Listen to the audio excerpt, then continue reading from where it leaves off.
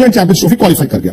लेकिन पाकिस्तान में तो लोग इंतजार कर रहे हैं कि ये टीम कब आएगी, क्योंकि वहां पर तो वर्ल्ड कप शुरू होते ही इस टीम का क्रिटिसिज्म ऐसा शुरू हो गया था, कप्तान बदल दो, खिलाड़ी बदल दो, ये बदल दो, वो बदल दो। लेकिन हकीकत यह है कि पाकिस्तान तैयार नहीं था। पाकिस्तान इस वर्ल्ड कप के लिए तैयार कतई नहीं था। शायद हम लोगों को भी लगता था, दुनिया को भी लगता था कि पाकिस्तान जो है इस वर्ल्ड कप को जीत सकता है, लेकिन नहीं। एशिया कप में इस बात का इल्म हो गया था कि ये टीम में इतना दम नहीं है। शायद ये सेमीफाइनल तक जाने वाली टीम थी, लेकिन ये वर्ल्ड कप जीतने वाली टीम नहीं थी। और पाकिस्तान का दुश्मन खुद पाकिस्तान था, क्योंकि वो नूरा कुश्ती लड़ते रहे। जब आप नूरा कुश्ती लड़ते हैं तो आपको यह अंदाजा नहीं होता कि सामने वाला पहलवान कितना मजबूत है। और जब आपको सामने वाला पहलवान दिखता है तो फिर आप डर के ही रहते हैं और उससे मुकाबला नहीं कर पाते। वो हल्की टीमों के साथ अपनी वनडे क्रिकेट खेल रहे थे। बड़ी टीम भी जब आती थी तो बड़ी टीम अपने खिलाड़ियों को आराम दे देती थी। तो आप ये नहीं समझ पाए कि दुनिया कहां है और ये नहीं समझ पाया पाकिस्तान की वो कहां है। दूसरी बात, इन्होंने इन मुकाबलों को इस्तेमाल भी नहीं किया जैसे बाकी टीमों ने किया। आप कभी रोटेट करते हैं, बड़े खिलाड़ी को आराम देते हैं, फिर दो यंगस्टर्स को ट्राई करते हैं। भाई दुनिया कहती है पाकिस्तान ये क्या टीम लेकर आए, हम कहते हैं यही तो उनके पास है, हमें तो नहीं पता इनके पास और कौन से खिलाड़ी हैं। वो इसलिए नहीं पता क्योंकि इन्होंने खिलाड़ियों को इस्तेमाल ही नहीं किया। हमें पता ही नहीं चलेगा कि कौन से खिलाड़ी में इंटरनेशनल क्रिकेट खेलने की कैपेबिलिटी थी और किसमें नहीं थी। बट उससे ज्यादा इंपॉर्टेंट चीज यह है कि पाकिस्तान की इस हार का जिम्मेदार कौन है। क्या वो सिर्फ बाबर आजम है?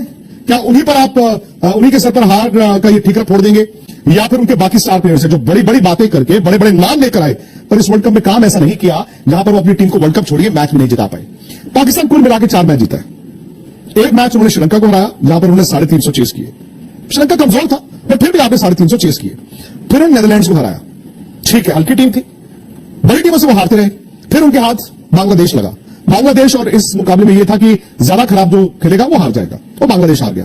फिर वो न्यूजीलैंड का एक मैच अच्छा जीते जहां पर वो 400 खाने के बाद उन्होंने छोटे मैच में डगवर्थ लुईस में जाके वो मैच जीत लिया। कोई फखर जमान, इवन बाबर आजम। अब सवाल यह है कि वो इंग्लैंड के मैच में आए थे कि 287 रनों के मार्जिन से जीत रहे हैं। तब मूवमेंट इंग्लैंड ने टॉस जीता, कहा जी हम पहले बैटिंग कर रहे हैं। पाकिस्तान वहां पर खत्म हो चुका था। मैं पहले भी कहता था कि 287 रन छोड़िए, पाकिस्तान जीत तो ले, क्योंकि यह साफ था कि जब आपका कैंपेन इस तरह का चल रहा होता है तो आप बस दिन गिनते हैं कि चलो यार बस। और उनकी टीम बिखरी हुई थी। यह मैदान में भी दिख रहा था कि बाबर शायद उस दबाव को हैंडल नहीं कर पाए। एक तो हार का दबाव और दूसरा शायद जो वर्ल्ड कप शुरू होते ही पाकिस्तान में जो कोरस शुरू हो गया पुराने खिलाड़ियों का, वो खिलाड़ी जो उनके साथ भी खेले थे, या मीडिया का हटा दो हटा दो हटा दो हटा दो, आसान नहीं होता। अब सवाल यह है कि बाबर ने रन बनाए 320। इस वर्ल्ड कप में टॉप 20 रन गेटर्स में नहीं है, जबकि उस वर्ल्ड कप में आए थे मुकाबला विराट कोहली का करने का कि विराट बेहतर या बाबर। डिबेट ये था। बाबर के लिए कप्तान के तौर पर, बैट्समैन के तौर पर यह वर्ल्ड कप बड़ा जरूरी था। लेकिन कभी कभी क्या होता है कि आपकी एक जब आपका फील्ड खराब चले, यानी कि फर्ज कीजिए बैटिंग खराब चले, उसकी रिफ्लेक्शन आपकी कप्तानी में दिखती है। या आपकी कप्तानी खराब चले, आपकी टीम अच्छा नहीं कर रही, उसकी रिफ्लेक्शन आपकी बैटिंग में दिखती है। रिजवान ने भी कुछ नहीं किया। रिजवान ने पहले मैच में, श्रीलंका वाले मैच में जो ऐसा जबरदस्त 100 बनाया, उसके बाद उन्होंने कुछ नहीं किया। ये तो फखर जमान ने जो 2 पारी खेल दी, उनकी टीम यहां तक आ गई, नहीं तो यह भी दिक्कत थी। और फिर उन्होंने शफलिंग बहुत की। इनके पास स्पिनर्स नहीं थे। 2020 में तो चल जाता है, आपके पास अच्छे फास्ट बॉलर हैं, स्पिनर बीच में आके 8 ओवर डाल देते हैं।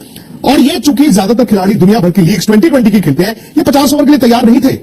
अब सवाल है शाहीन अफरीदी और हारिस रऊफ का। नसीम शाह जब बाहर हुए तो भाई ये कहा गया कि क्या होगा, ये तिकड़ी आई थी। भाई नसीम शाह, शाहीन अफरीदी, हारिस रऊफ इस वर्ल्ड कप में आए थे कि दुनिया में इस तरह की तिकड़ी नहीं है। हम लोगों ने भी गलती की थी, ओवर एस्टिमेट कर लिया था। अब देखिए ना, बुमराह, सिराज और शमी जिस तरह से गेंद डाल रहे हैं, क्या मुकाबला भी है।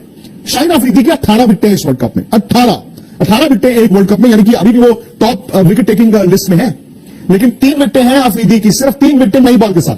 अरे तेज गेंदबाज अगर नई गेंद के साथ विकेटें नहीं लेगा तो उनकी टीम कैसे जीतेगी। अगर आपकी सिर्फ 3 विकेटें हैं नई गेंद के साथ, बाकी 15 तो आपने नीचे जाके दी हैं।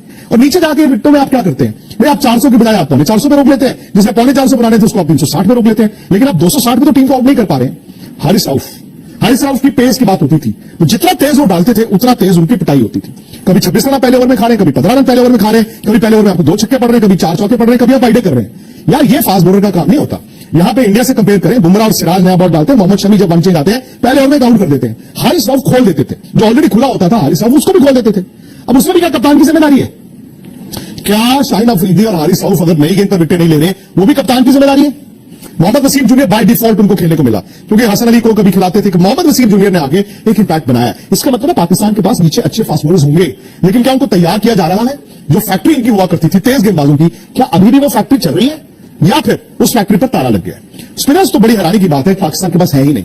पाकिस्तान अच्छे लेग स्पिनर्स भी निकालता था, पाकिस्तान के पास ऑफ स्पिनर्स होते थे। अब आप देख लीजिए जो स्पिनर्स ने इस वर्ल्ड कप में गेम डाला है पाकिस्तान की तरफ से, अगर आप 10 टीमें देखें, आज तक सबसे हल्के जो स्पिनर्स थे वो पाकिस्तान के पास थे। इनफैक्ट नीदरलैंड्स के आरिफ दत्त वो ज्यादा पेनिट्रेटिव थे, वो ज्यादा बेहतर स्पिनर थे। तो जब आपके पास सब कॉन्टिनेंट टीम होने के बावजूद इंडिया में आप आते हैं, फास्ट बॉलर आपके चल नहीं रहे, स्पिनर आपके पास है नहीं, आप वर्ल्ड कप कहां से जीतोगे?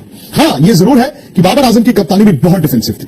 मतलब बाबर ने ना वो अनइमेजिनेटिव कप्तानी की है कि कभी कभी कप्तान को ना मौके बनाने पड़ते हैं, बनते हैं, और फिर आप उसको बुलाते हैं, और फिर आप खोलते हैं वो छोटी सी खिड़की, और फिर अंदर घुसने की कोशिश करते हैं। बाबर तो जब भी 15 मिनट उनकी जरूरत थी कप्तानी की, वो नहीं कर पाए। शायद बनने से उनके जो एशिया कप में रन ड्राइव हुए नेपाल के 150 के बाद, वो एक रीजन हो सकता है। लेकिन मेरा यह भी अभी मानना है कि सिर्फ बाबर आजम की कप्तानी से ये वर्ल्ड कप नहीं आ रहे हैं। हाँ, बाबर आजम के रन ना बनना वो एक वजह है। 320 रन में 4 हाफ सेंचुरीज है। इसका मतलब वो उस तरह की बैटिंग नहीं कर पाए जहां पर उनकी टीम जीत सकती थी। रिजवान कभी वो 100 निकाल दे, कहां है रन? बाकी अब्दुल्ला शफीक प्रॉमिसिंग स्टार्ट, बिल्कुल शॉप। इमामुल हक जो इस वर्ल्ड कप से पहले ये कह के आए थे कि पाकिस्तान की टीम से दुनिया डरती है, भाई उनको तो बीच वर्ल्ड कप में बाहर बिठाना पड़ा, और उनको बाहर बिठा के फखर जमान ने आके रन बनाए हैं। तो पाकिस्तान के ना ऊपर से रन बनते थे, ना बीच में बनते थे, और नीचे भी नहीं बनते थे। गेंदबाजी अगर इस साल की है तो मैं कहता हूं पाकिस्तान खुशकिस्मत है कि वो 5वें नंबर पर फिनिश किया है। तो इसलिए खुशकिस्मत है कि 5वें नंबर पर फिनिश किया है क्योंकि इंग्लैंड ने और भी टोला क्रिकेट खेली है। भाई इंग्लैंड अगर थोड़ा सा भी 2 मैच और जीता तो सेमीफाइनल खेल रहा होता। सो ये खुशकिस्मती है पाकिस्तान की। वो ये कहेंगे अपने फैंस को कि देखिए जी हम 5 नंबर पर फिनिश किए हैं, बस इतनी सी एक और जीत हो जाती तो हम सेमीफाइनल में होते। नहीं, वो गलत है, वो झूठ है। ये टीम आखिरी 4 के लायक शायद थी, लेकिन एशिया कप में इस तरह डिरेल हुई कि एशिया में भी 4थे नंबर पर थी। सो इस टीम से एक्सपेक्टेशंस थी। हालांकि इस टीम ने कभी कुछ नहीं कहा। मेरा ये भी मानना है कि जो बहानेबाजी की बात होती थी कि जी गेंद बदल दी, पिच बदल दी, ये नहीं हुआ, वो भी जिम्मेदार है। बिकॉज जब आप इस तरह से करते हैं ना, रोना शुरू करते हैं, तो उससे फायदा नहीं होता, उससे नुकसान होता है, उससे आप दुश्मन ही बनाते हैं। और शायद पाकिस्तान की टीम थोड़ा बेहतर खेलती, 2 मैच और जीती, सेमीफाइनल खेल रही होती, लेकिन ये टीम